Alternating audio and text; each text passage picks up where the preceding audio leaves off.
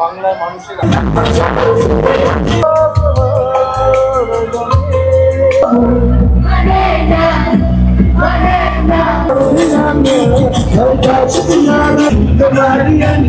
তেরো তারিখে এই ময়দানে একটা মানুষের ঝড় উঠবে।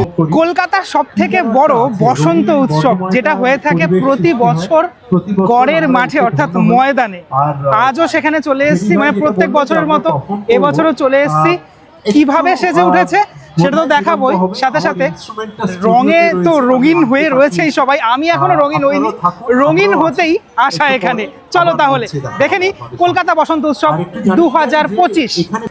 এই যে রাস্তাটা প্রতিবার এরকম ভাবে সাজানো হয়ে থাকে। অ্যাকচুয়ালি সাজানোটা কিরকমটা আমি বলে রাখি, এই যে গাছের ডালগুলোতে এরকম চিকিমিকি যে লাইট না, ঠিক মানে এই যে কাগজগুলো বা প্লাস্টিকগুলো এগুলো দেয়, পুরোপুরি যে ফিলটা এখানে সেটা অনেকটা যেন শান্তিনিকেতন লাগছে। ভালো করে দেখো, তুমি যদি শান্তিনিকেতনে তোমরা গেছো, এরকমটাই কিন্তু শান্তিনিকেতনের পরিবেশটা থাকে এই বসন্তকালে। অর্থাৎ বলা যেতে পারে যে কলকাতায় শান্তিনিকেতনের আমেজ নিতে তোমাদেরকে আসতে হবে এই গড়ের মাঠে। কখন কখন হচ্ছে সেটা তো আমি বলবোই, কিভাবে আসতে হবে সেটা তো সবারই প্রশ্ন। এই হলো ময়দান মেট্রো গেট নম্বর 1। এখান থেকে বেরোলোই এই যে দা 42 দেখা যাচ্ছে, আরও সমস্ত বিল্ডিং, টাটা স্টিলের যে অফিস সেটা দেখা যাচ্ছে। ওদিকে যাব না, যাব হচ্ছে পার্ক স্ট্রিটের দিকে। মিনিট দুয়েক হাঁটার পরেই এই যে রাস্তাটা বাঁ দিকে ঢুকে গেল, এই রাস্তা দিয়ে সোজা হাঁটলেই পরে ময়দান। প্রচুর মানুষের আগমন ঘটেছে, সাথে সাথে এই যে সুন্দর একটা মুহূর্ত সেটাও দেখতে পেলাম আমি, তো একটুখানি ক্যামেরাবন্দি করলাম। প্রবেশ করলাম গড়ের মাঠ বা ময়দানে। এই হচ্ছে গড়ের মাঠ বা ময়দান, অনেক মানুষের উপস্থিতি রয়েছে। এই যে ভিক্টোরিয়ার চূড়াটা দেখা যাচ্ছে, আর এই দিকে মেন যে প্রোগ্রাম, মানে একদম পিছনের দিকটাতে ডায়াস রয়েছে, এই দিকটাতে হচ্ছে পরন্ত বিকেলে বসন্ত উৎসব কলকাতায়। মেইন যে প্রোগ্রামটা হয়ে থাকে সেটা এই অংশটাতে হয়ে থাকে, এরকম ভাবেই সাজানো হয়ে থাকে। লাস্ট ইয়ারও এসেছিলাম, তার আগের বছর এসেছিলাম। প্রোগ্রাম হচ্ছে এখানে, বিশিষ্ট শিল্পী মল্লার বাবু তিনি রয়েছেন। এই কলকাতা বসন্ত উৎসব প্রত্যেক বছর অর্গানাইজ করেন AITAA ক্লাব, অর্থাৎ association of international technicians artists and art workers. 2025-এ 12 এবং 13 মার্চ অনুষ্ঠিত হচ্ছে ময়দানে কলকাতা বসন্ত উৎসব 2025। এখানে আসলে সবার সাথে দেখা হয়ে যায়, অনেকের সাথে দেখা হয়ে যায়। এই টোটাল প্রোগ্রামের অর্গানাইজার জেডি জয়ন্ত দাশগুপ্ত, তিনি রয়েছেন এখানে। ফটো সেশন চলছে দেখতে পাচ্ছি, এরকম ফটো সেশন তো চলতেই থাকবে। এখানে বয়সের কোনো ব্যাপার নেই, মানে 8 থেকে 80 প্রত্যেক বছর মানুষজন এসে থাকেন এখানে। আমার না প্রত্যেকবারই গাছগুলোকে এত সুন্দর লাগে, এই যে সাজানো হয়েছে মানে কাগজের ফুলের মালায়, তারপরে আরও সব বিভিন্ন রকম কলকা টলকা রয়েছে এখানে। আচ্ছা, দোলনাও করা হয়, এই দেখো দোলনা মতো করা হয়েছে, ফটোর ফ্রেমের মতো এখানে রয়েছে। এবছর এখানে একটা এরকম দেখছি মানে চিত্র প্রদর্শনী করা হয়েছে, অনেক ছবি, মানে যারা ফটোগ্রাফার্স রয়েছেন তাদের যে ছবিগুলি, সব ছবিগুলি এখানে সব এক্সিবিশনের মতো একটা করা হয়েছে, যেটা দেখে আমার খুব ভালো লাগলো। অনেক প্রচুর ছবি রয়েছে, প্রচুর মডেলের ছবি এখানে রয়েছে। AITA আয়োজিত এই যে প্রোগ্রামটা হয়ে থাকে মানে বসন্ত উৎসব, এটার মেন লক্ষ্য হলো যারা ফটোগ্রাফার্স আছেন, যারা ফ্যাশন ইন্ডাস্ট্রি থেকে বিলং করেন, তারা সকলে একটা জায়গাতে এসে সম্মিলিত হওয়া বছরের একটা দিন, যার জন্য বেশ ভালো লাগে প্রত্যেকবার। তাই আমার আশা চাই, এখানে চলেই আসি আমি। একটা জিনিস বলতেই হয়, এখানে আসলে মানে যে যার মতো মানে এনজয় করে, যেটা সব থেকে বেশি ভালো লাগে আর কি। দেখো কিছু মানুষ এই যে ঘোড়া চড়ার জন্য এখানে রয়েছে, মানে যেটা যেরকমটা গড়ের মাঠে ঘোড়া চড়েন, কিছু মানুষ ফেরি করছেন, হ্যাঁ মানে তাদের জীবিকা নির্বাহের জন্য। রং খেলা তো আছেই, সেটা তো আছেই। এখানে আমি দেখতে পাচ্ছি বেশ কিছু তোমার হোলির যে জামা কাপড় সেগুলো বিক্রি হচ্ছে, এগুলো তোমরা কালেক্ট করতে পারো এখান থেকে।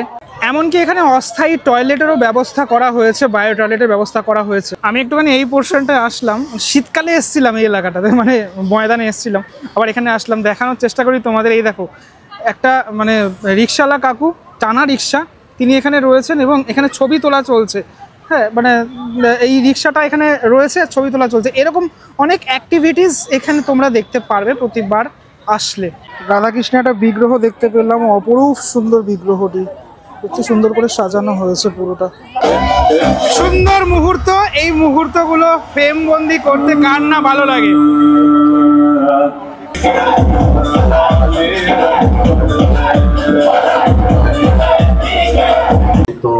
এই যে রাঙিয়ে দেওয়ার আনন্দটা, সেটা কিন্তু সত্যি মানে আমরা অন্তত বাঙালিরা এটাকে খুব সুন্দর করে উদযাপিত করি।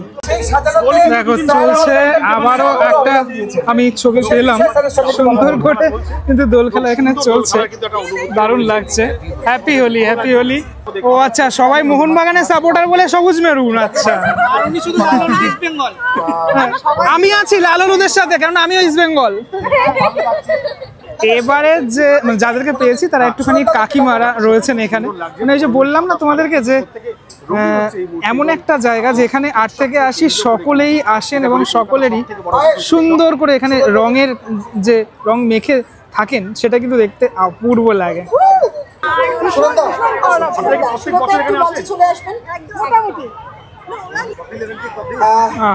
দারুণ ফ্রেম পেলাম। কলকাতা ছেড়ে বাংলার মানুষের আবেগে চলে এসেছে। দেখো নীল কিন্তু রং লাগিয়ে নিল একদম। সারা বাংলার মডেল দীর্ঘদিন ধরে লড়াই করার জন্য আরেকবার লাগিয়ে নিলাম, খুব ভালো লাগছে। তাই এরকম বসন্ত উৎসবে যদি আমরা রঙিন না হই, তাহলে আর কি করে বসন্ত উৎসব পালন হলো বলো? ভালো থাকবে।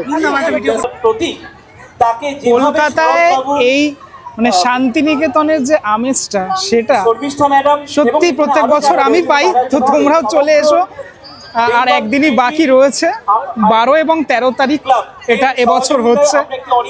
5টা বেজে গেছে, তবুও মানুষের যে ভিড় সেটা কিন্তু এখনো এখানে লক্ষ্য করা যাচ্ছে। যেখানে তাকাচ্ছি সেখানে মানুষের ভিড়, এবং আমিও মানে রঙিন ভাবে সেজে উঠেছি।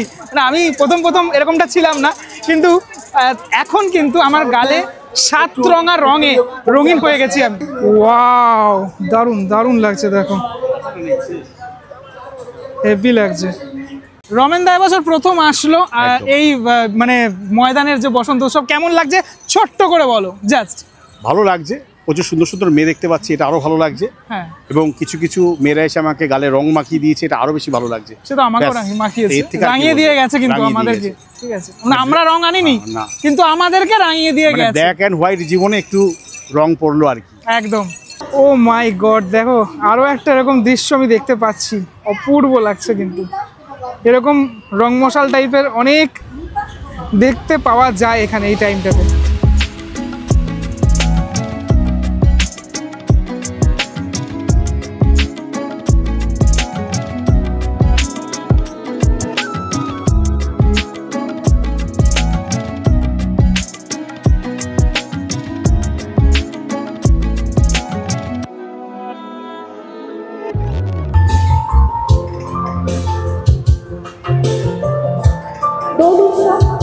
ভালোবাসার ইচ্ছা, আর ভালোবাসার ইচ্ছা ভালোবাসার গান হবে না, এটা হতেই পারে।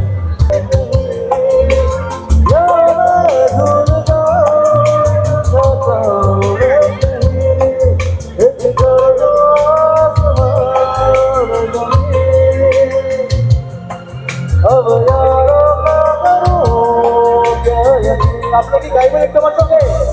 চলো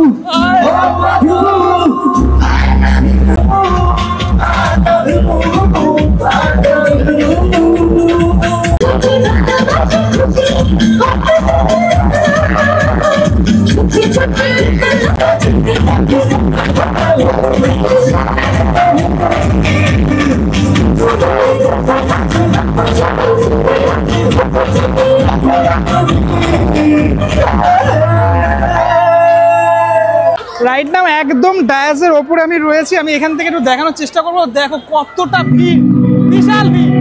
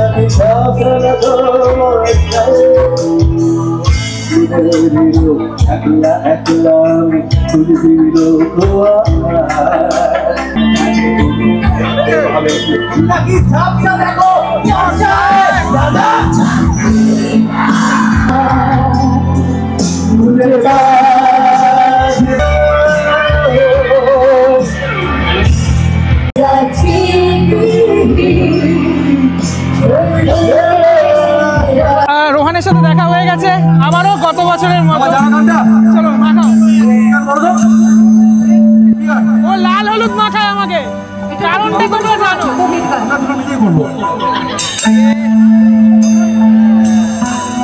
এবার আমি মাখাই। জানো তো সবাই হলুদটা কোথায়? জানো তো লাইভে আমার সঙ্গে একসাথে আমিও গাইবো, তোমরা গাইবো। ওকে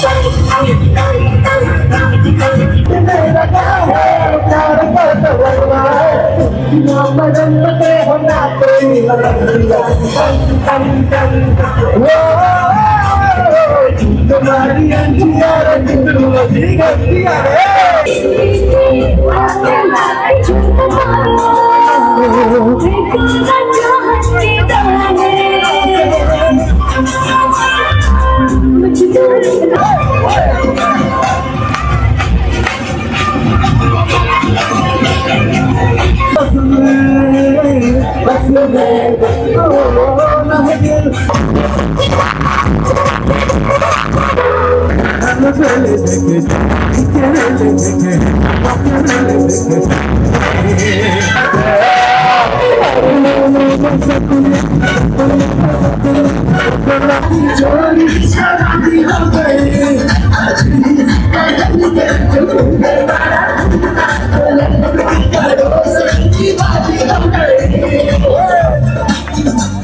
প্রত্যেকবারের মতো এবারও চলে আসলাম মানে কলকাতা বসন্ত উৎসব 2025-এ, যাকে ছাড়া অচল জয়ন্ত দাশগুপ্ত জেডি নামেই পরিচিত।